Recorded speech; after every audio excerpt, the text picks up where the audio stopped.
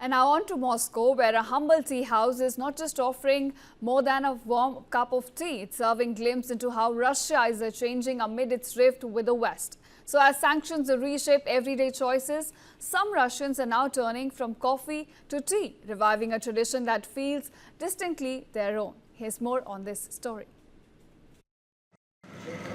A simple tea shop shows how Russia has changed over the last 3.5 years, while at loggerheads with the West over Ukraine. Some Russians appear to be rediscovering their taste for tea as they see coffee as a Western introduction.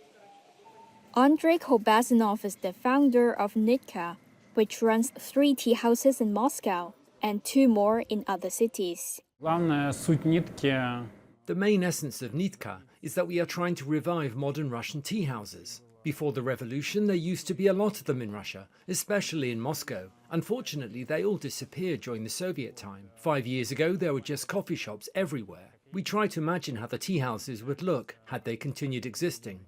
Nitka is sort of about restoring the future. Although a part of Nitka's tea is Russian-grown, Western sanctions against Russia have complicated the country's tea imports. Far more of the tea comes from Russia's neighbor and ally China and from Georgia, where much of the Soviet Union's tea was grown before 1991. Neither country has imposed sanctions on Russia, and both have deepened economic ties with Moscow since 2022. One of the customers at the tea house said drinking tea felt more Russian. Tea has an entirely different aesthetic, different vibe, so to say.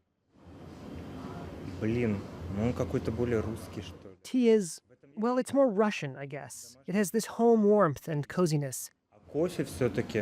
As for coffee, it's something about work, office, and business.